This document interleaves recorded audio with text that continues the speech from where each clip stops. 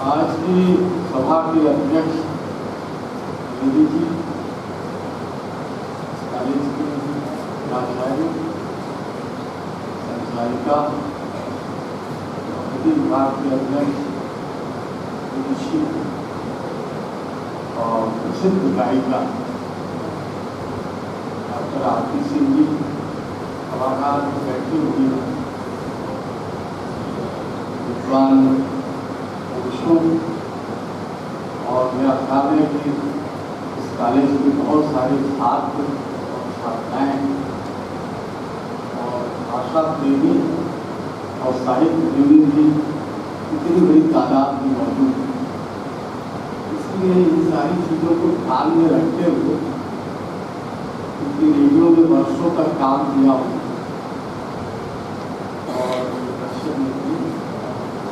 और कुछ साल मास्टरी भी की, तो मैं अपनी बात 10 से 15 मिनट, हमारे यहाँ रेडियो में 10 मिनट की वार्ता होती है और ये बहुत बड़े हमारे आदरणीय मित्र और हिंदी के बहुत बड़े लेखक, उन्होंने कहा कि अगर हम 7 से 8 मिनट के बीच में आप अपनी बात नहीं कर पाए तो आप 70 मिनट में भी अपनी बात नहीं कर पाए, और ये बिल्कुल सही है। लेकिन तो मैं विषय विशेषज्ञ को बिल्कुल नहीं, दूसरी चीज भाषा विज्ञानी भी नहीं, लोक सांस्कृतिक इस समय दुनिया का सबसे बड़ा भाषा वैज्ञानिक है और 95 अन्य साल अमेरिका में रहते हैं। तो लोक सांस्कृतिक कुछ चीजें मैंने बिल्कुल पढ़ा है,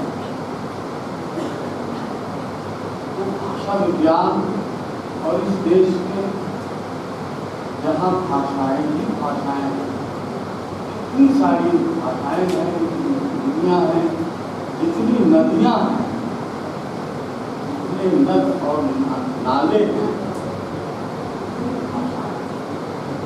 और उतनी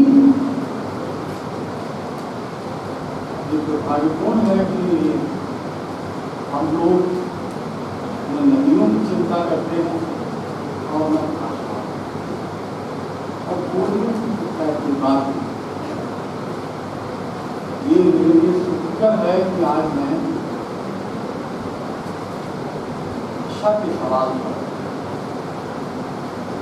इसका मतलब नई शिक्षा नीति से जुड़ा हुआ है, कुछ बातों को पूर्ण करना चाहिए। पहली चीज तो यह है कि आप जानते हैं कि जब एक भाषा मरती है तो एक संस्कृति भी नष्ट हो जाती है। आज सबसे बड़ा खतरा जितना पर्यावरण को लेकर के है, उतना ही भाषा के। और मैं कभी भी किसी भी समाज सुधारक से, पर्यावरण विधि से यह सुनते हुए नहीं पाया कि भाषाएं हमारी मर रही हैं, उसके बारे में कहीं कोई चिंता नहीं है। और खास तौर पे जो नई पीढ़ी है जिसके हाथ में एक स्मार्टफोन है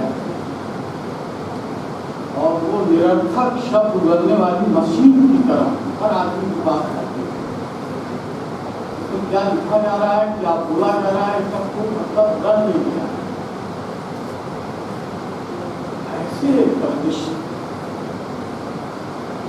जो भाषा का सवाल है वो जीवन का, आप इतने सभ्य हैं, इससे ये जाहिर होता है कि आप किस तरह बोलते हैं। लिखने की बात तो अलग है, लेकिन आप बोलते कैसे, आपकी भाषा कितनी समृद्ध है, कितनी संस्कारवान, कितनी शीलवान, कितनी विनम्र और कितनी पानी की धार आहार की तरह आपके दिल में उतरती है। कबीर ने कहा था भाषा जो है बहता हुआ नीर होना चाहिए, बहता हुआ पानी उसी तरह की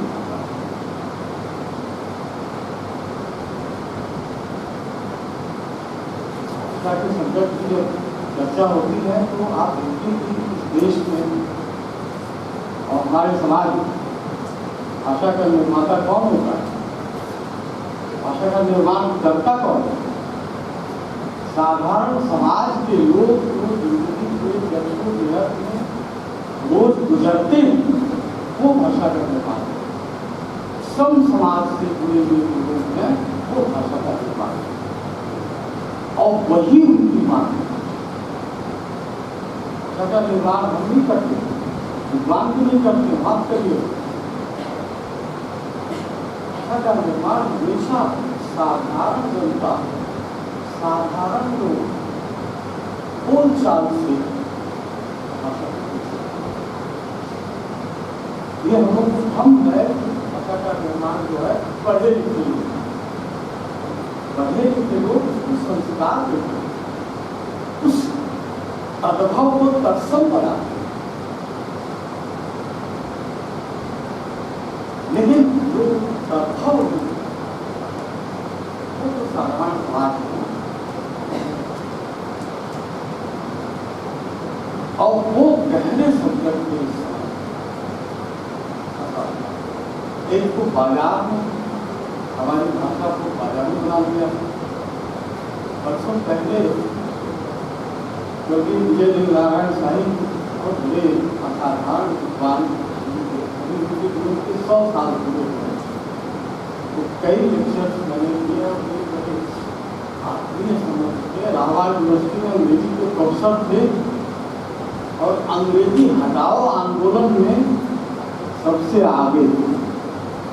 उनसे पूछा गया कि आप तो अंग्रेजी के प्रोफेसर हैं और आप अंग्रेजी को हटाने के लिए सड़क पर खड़े हो गए, तो उन्होंने कहा कि देखिए ये अंग्रेजी मेरी रोटी रोटी है, लेकिन हिंदी जो है वो हमारी माँ, मैं उसको बताऊं। तो मोटे तौर पर देखा जाए तो भाषा का जो अवमूल्यन है वो 3 लोगों द्वारा सबसे ज्यादा किया जा रहा है। सबसे ज्यादा भाषा का अवमूल्यन राजनीति है। तो क्या बोल रहे हैं घंटों आप उनकी पीछे समझ नहीं आता क्या बोल रहे हैं। एक वाक्य से दूसरे वाक्य का कोई मतलब नहीं। ये विजय देव नारायण शाही ने कहा था कि सबसे ज्यादा भाषा का अवमूल्यन राजनीति है और दूसरे वे लोग हैं भाषा का अवमूल्यन करने वाले वो बाजार। आज आप देख रहे हैं कि मुक्त बाजार व्यवस्था है, पूंजीवाद चरम पर है। आप मांगने गए हैं साबुन और आपके साथ 100 चीजें पकड़ा के दिया जाने वाली इसकी जरूरत नहीं है, नहीं चाहते। विज्ञापनों ने भाषा को इस तरह से हमारी कोमल भावनाओं के साथ इतनी छेड़छाड़ की है। आप लोग कभी अखबारों में या टेलीविजन पर आप विज्ञापन की भाषा देखिए, जो काम एक कवि लेखक हमारा विचारक किया करता था वो काम बाजार।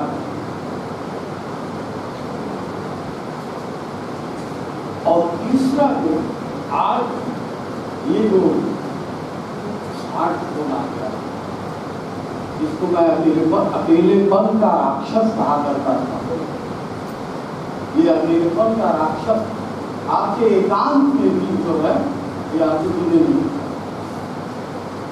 तो इस वजह से भी भाषा का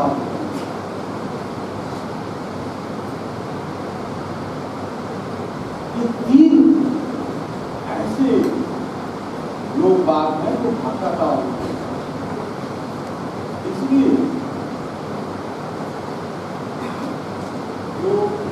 शिक्षा नीति में जो सबसे बड़ी चीज, मैं नई शिक्षा नीति की बहुत सारी बातों पर विस्तार में एक चीज की बहुत अच्छी है और उसका स्वागत किया जाए,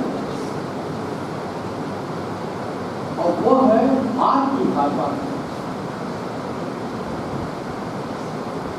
अगर एक ओडिया बच्चा है तो उसकी आरंभिक शिक्षा ओडिया में होनी चाहिए। ये प्रस्ताव लोकमान शुक्ल ने बता लिखा है कि एक ओडिया बच्चे को जब मैं बोलते हुए सुनता हूँ तो मैं ओडिया बच्चा बन जाना चाहता हूँ।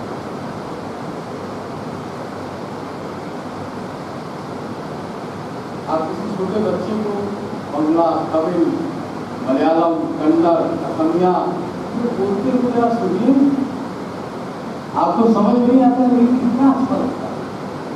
हम नहीं भाषा को जानते हैं लेकिन उसके बोलने के अंदाज, वो क्या कह रहा है, जब बात उसकी माँ बताती है अच्छा, तब हम सोचते हैं कि अरे उनको भोजपुरी भाषी जाते हैं और यही बात मैं भी कहता था बचपन। तो ये जो मातृभाषा का सवाल है ये बड़ा बुनियादी सवाल है। हर बच्चे को शिक्षा उसकी जुबान में मिलनी चाहिए। ये दुर्भाग्यपूर्ण है कि देश में आजादी के साथ दोहरी शिक्षा नीति लागू हो गई। डाक पट्टी के स्कूल और दूसरी ओर पब्लिक स्कूल। इसीलिए डॉक्टर राममनोहर लोहिया कदर करता हूँ, उन्होंने कहा कि प्रधानमंत्री का बच्चा और हिंदी का बच्चा एक साथ डाकपट्टी पर बैठे या इस तरह आप लोग बैठे हुए किस तरह समान शिक्षा ही नहीं। इन 70-75 सालों में आजादी का अमृत महोत्सव गुजर गया, हम यह व्यवस्था नहीं कर पाए, ये हमारा फेल्योर। हम पूरी शिक्षा नीति को खत्म नहीं कर पाए।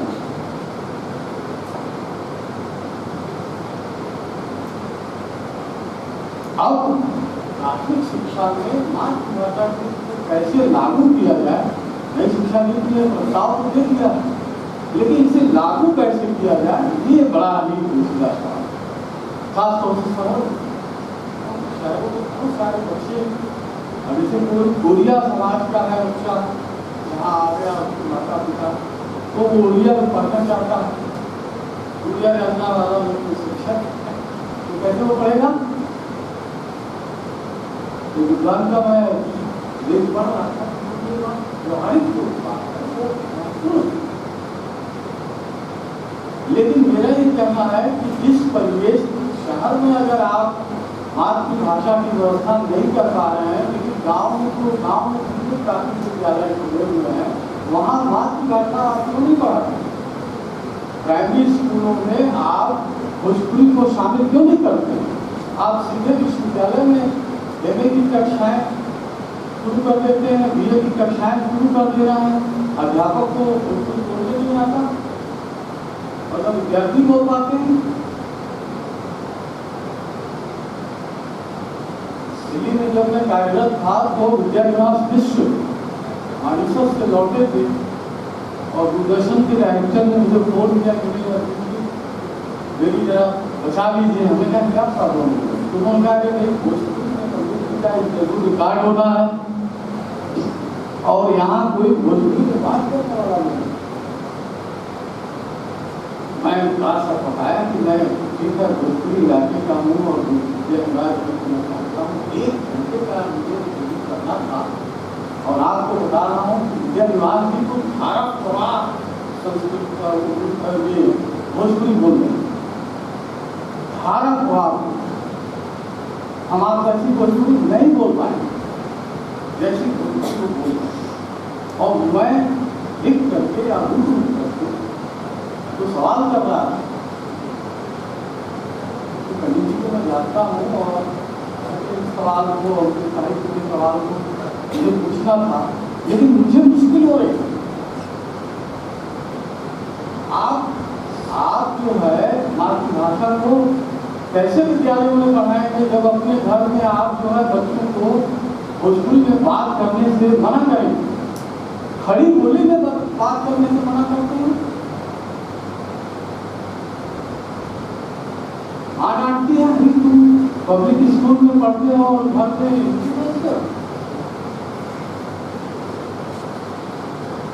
मैं वर्षों तक दिल्ली में रहा हूँ, 22 वर्ष। मैं अपने बच्चों से बेटियां, मैं घर में जब भी उसका था भोजपुरी में उससे बात करता। एक बच्ची जो है वो मनोविज्ञानी है, ऋषि है, लेकिन मैं उससे हमेशा भोजपुरी में बात करता। वो कम बात करती है, भोजपुरी में तरफ लेट नहीं करती। तो आप बच्चों को अगर शुरू से उनकी बोली वाली में बात नहीं करेंगे तो सोचेंगे कि जब वो ग्रेजुएशन, जब वो इंटर पास कर जाएगी या कर जाएगा तो भोजपुरी से कहने का नहीं था। इसलिए जरूरी आप प्राथमिक स्तर पर भोजपुरी, ये मेरा एक विद्यार्थी, साहित्य का विद्यार्थी, भोजपुरी अंचल का नागरिक होने के नाते ये मेरा प्रस्ताव है कि आप कम से कम प्राइमरी स्कूलों में भोजपुरी एक क्लास और उसमें सभी बच्चों को शामिल हो। शिक्षक जो है वो भोजपुरी में बात करे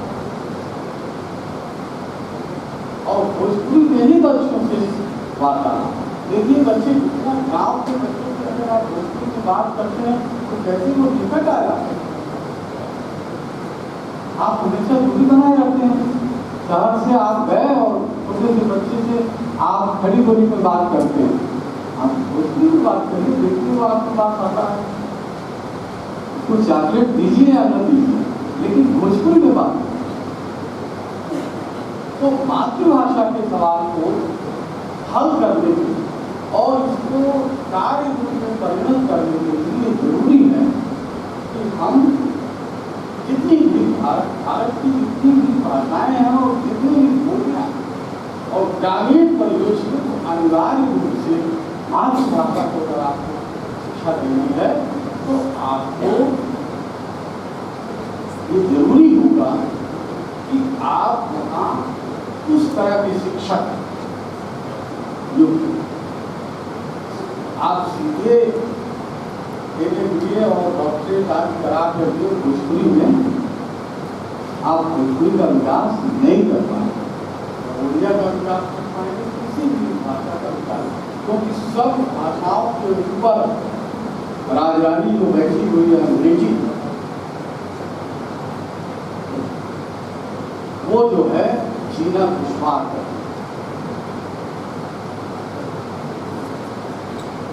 इसलिए अब भारतीय भाषाओं को बचाना और मातृभाषा को बचाना तो हमें, आप अंग्रेजी पढ़िए, अंग्रेजी को नहीं है। अभी जिस हंगेरियन लेखक को परसों विश्व का सबसे बड़ा सम्मान नोबेल प्राइज मिला है और हंगरी का वो लेखक, उसका इंटरव्यू में अभी पढ़ रहा था कल, उसने लिखा है कि English is a poor language and Hungarian is a very very rich language. मुझे गर्व है कि मैं हंगेरियन भाषा का लेखक। तो किसी पत्रकार ने पूछा कि आप बताइए अंग्रेजी दुनिया भर में बोली जाती है, इतने सारे एक्सेंट हैं और कैसे आप कह रहे हैं कि वो पुअर लैंग्वेज है। उन्होंने उदाहरण दिया, काफी देर उदाहरण दूंगा। अंग्रेजी में पुअर, अंग्रेजी में एक शब्द है ओल्ड। ओल्ड के कितने पर्यायवाची हैं? ओल्ड, आप जो लोग अंग्रेजी को यहाँ जानते हैं, विद्यार्थी हो, शिक्षक हो, ओल्ड का पर्यायवाची क्या है? नहीं, उन्होंने कहा कि हंगेरियन में मेरे पास 50 शब्द हैं जो कुछ लाख लोग ही बोलते हैं हमारे देश में, बड़ी छोटी सी भाषा, लेकिन 50 पर्यायवाची बोलते हैं। खुद हमारे यहाँ आप देखिए हिंदी में और भोजपुरी में, मुझे भी 25-30 को याद है ओल्ड में गाने के बारे ये पर्यायवाची मुझे 20-25 तो खुद याद। लेकिन आप एक मुहावरा है ना, ओल्ड इज गोल्ड, आप इस पर लगा लो। आखिरी बात मैं ये कहना चाहता हूँ कि सारी समस्या जो क्यों है इस देश में, इसलिए कि हमने भाषाओं से प्रेम करना चाहिए।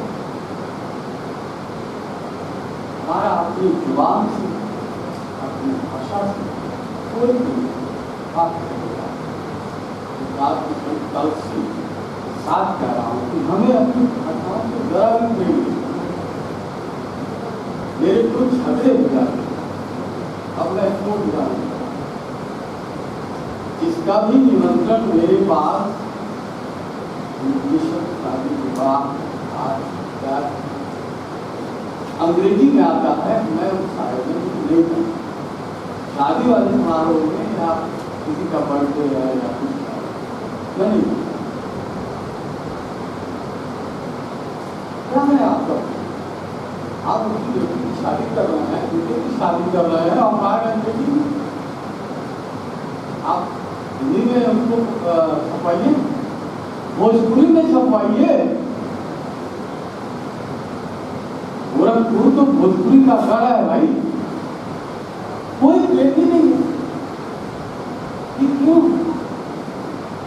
एक हंगेरियन लेखक तो कुछ ही लाख लोग बोलते हैं, और वो कह रहा है कि इंग्लिश से पूरा नहीं है, और उदाहरण भी देखते हैं, और उसने कहा कि मुझे गर्व है कि मैं हंगेरियन भाषा में लिखता हूँ। जर्मन, जापानी, वहाँ आप जाइए नौकरी करते तो सबसे पहले वहाँ की सरकार आपको कहती है पहले जर्मन सीखिए।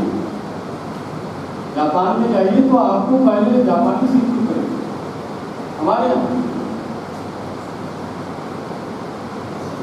अपनी भाषाओं से प्रेम ही नहीं, न भाषाओं से प्रेम है न उनके लेखकों से प्रेम, लेखकों से भी प्रेम नहीं है।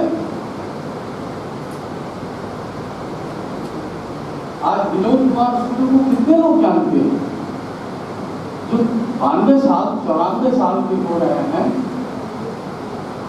तो तब उन्हें जानने लगे हैं जब एक उपन्यास की राइटिंग 30 लाख हो रहे हैं। और आज से 30 साल पहले विनोद कुमार सूद के बारे में, ठीक 30 साल पहले जब लेख लिखा था उनके बारे में, मुझसे पहले अशोक वाजपेयी ने ही उनका मूल्यांकन किया। तो ये दुर्भाग्य है, हमें अपनी भाषाओं से प्रेम अब तक नहीं किया तो अब तक कीजिए, कब तक? जब पूरे हो जाएंगे तब आपको क्या प्रेम करें? इसलिए तोतली जुबान में बोलने वाले बच्चे के साथ आप जो है वो उसकी भाषा में बात करिए, और घर को सबसे पहले पाठशाला। यहाँ दूसरे बैठे हुए हैं और विवाहित लोग हैं, मैं आप लोगों से ये प्रार्थना करूंगा कि अपने घरों में अपने बच्चों से भोजपुरी में बात करें। एक तीसरी जुबान कहीं बोलिए, ठीक है आप नौकरी चाकरी बोलिए, लेकिन घर में भोजपुरी इज्जत